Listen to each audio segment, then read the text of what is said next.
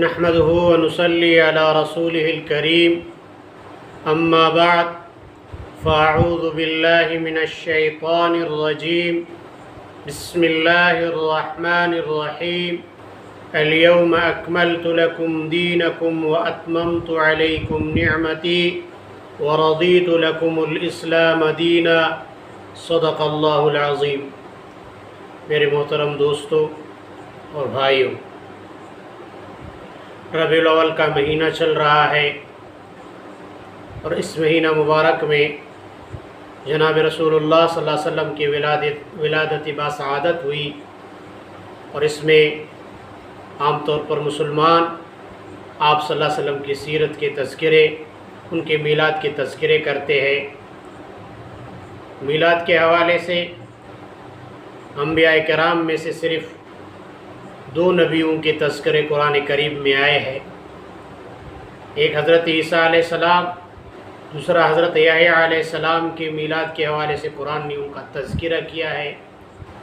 تو میلاد کے تذکرے پر کسی کا کوئی اختلاف نہیں، اور نبی صلی اللہ علیہ وسلم سے محبت اور عشق پر کسی سے کوئی اختلاف نہیں، ہر مسلمان کو حق ہے۔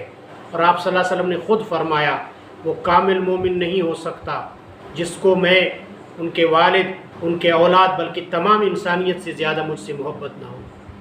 تو آپ صلی اللہ علیہ وسلم سے محبت اور عشق میں کسی کو اختلاف نہیں ہے، اور اسی طرح آپ صلی اللہ علیہ وسلم کے میلاد کے تذکرے پر بھی کوئی اختلاف نہیں۔ کوئی اس کے پیدائش کا تذکرہ کرتا ہے، کوئی اس کی سیرت کو بیان کرتا ہے، کوئی اس پر درود شریف کی محفلیں کرتا ہے، اس پر کسی کو کوئی اعتراض نہیں ہے، اور یہ ہونا چاہیے۔ اور یہ صرف ایک وقت کے ساتھ خاص نہیں، بلکہ یہ نبی ایک لمحے کے لیے نہیں، ایک وقت کے لیے نہیں آیا، اب پورا کائنات کے لیے رحمت بن کر آیا، اور پھر یہ ہمیشہ کے لیے ہے، اور اس پر نبوت کا خاتمہ بھی ہوا، آخری نبی ہے۔ اس کا تذکرہ ہمیشہ ہونا چاہیے، ہر وقت ہونا چاہیے، اس پر کسی مسلمان کو کوئی اختلاف نہیں ہے۔ لیکن آپ صلی اللہ علیہ وسلم کی ولادت پر جشن عید المیلاد منانا، اختلاف اس پر ہے، اور دعوت فکر اسی پر ہے ہمارے لیے کہ ہمیں اسلام کو دیکھنا چاہیے، شریعت کو دیکھنا چاہیے، اور شریعت ہماری کیا رہنمائی کرتا ہے، آپ صلی اللہ علیہ وسلم کے فرامین اور اس کے عمل، اور صحابہ کرام کی زندگی میں اس پر عمل ہے کہ نہیں ہے۔ میں نے آپ حضرات کے سامنے جو آیت پڑھی، الیوم اکملت لکم دینکم واتممت علیکم نعمتی ورضیت لکم الاسلام دینا، اللہ رب العالمین فرماتے ہیں آج کے دن میں نے تم پر تمہارا دین مکمل کر دیا، اور میں نے اپنی نعمت کو تم پر تمام کر دیا، اور تمہارے لیے دین اسلام کو پسند کیا۔ دین اسلام اللہ نے ہمارے لیے پسند کیا، اور اللہ تعالیٰ فرماتے ان اللہ اصطفیٰ لکم الدین فلا تموتن الا وانتم مسلمون، میں نے تمہارے لیے دین اسلام کو چن لیا ہے، اور تم مت مرو جب تک مسلمان ہوگی۔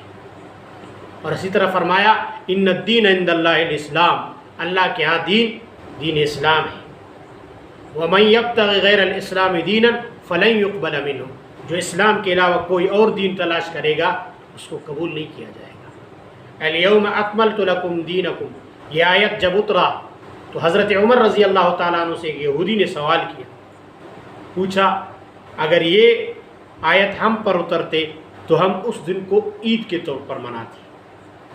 حضرت عمر رضی اللہ تعالیٰ نے فرمایا ہمیں پتہ ہے یہ کس دن اترا ہے، یہ عرفہ کے دن اور جمعے کے دن عصر کے وقت حجۃ الوداع کے موقع پر آپ صلی اللہ علیہ وسلم میدان عرفات میں تھے، اور آپ پر یہ آیت اتری۔ اس وقت آپ کی اونٹنی کے ارد گرد 40,000 کا مجمع تھا، یہ آیت اتری، ہمیں پتہ ہے اس کا۔ اسلام کے اندر 2 عیدیں ہیں، عید الفطر اور عید الاضحیٰ، اور عیدوں کے لیے پھر احکامات ہیں۔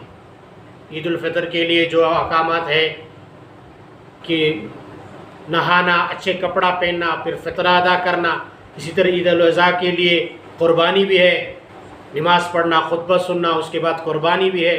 تو ان 2 عیدوں کے لیے احکامات ہیں، شریعت نے ہمیں احکامات جاری کیے۔ اگر کوئی اور عید ہوتا تو شریعت بھی اس کا حکم دے گا۔ تو رسول اللہ صلی اللہ علیہ وسلم کی ولادت کا تذکرہ کرنا، اس پر کسی کا کوئی اختلاف نہیں ہے اور کرنا چاہیے، ہمیشہ کرنا چاہیے، اور اس کا تذکرہ ہوا ہے۔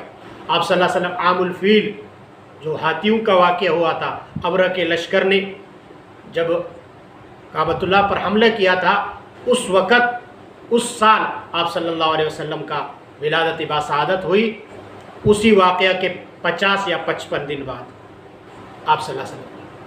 اب دیکھو حضرت عمر رضی اللہ تعالیٰ عنہ نے یہاں فرمایا کہ ہمیں پتہ ہے، اور وہاں 40,000 صحابہ کرام تھے، اگر وہ اس طرح کے دن ان کو عید مناتے تو وہ کوئی واقعہ نقل کرتے۔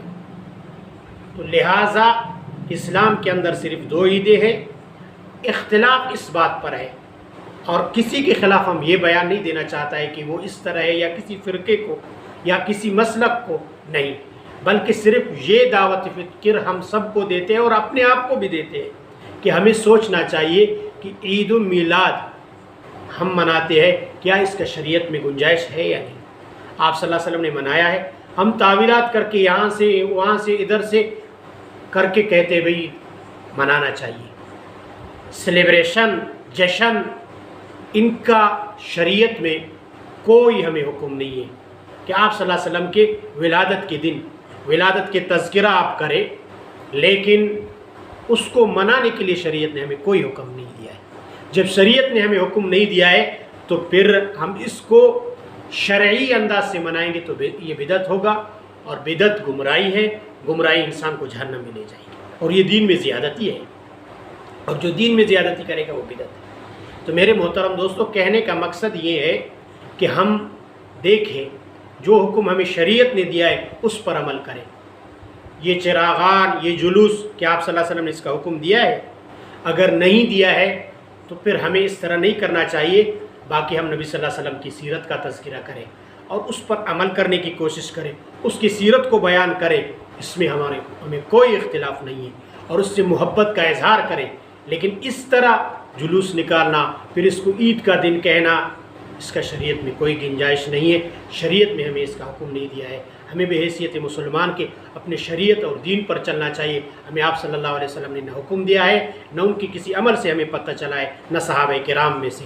تو ہمیں چاہیے جو شریعت نے ہمیں حکم دیا ہے، جو اللہ اور اس کے رسول نے ہمیں حکم دیا ہے، اس پر ہمیں چلے۔ اللہ تعالی ہمیں اپنے دین پر چلنے کی توفیق عطا فرمائے۔ وآخر دعوانا الحمدللہ۔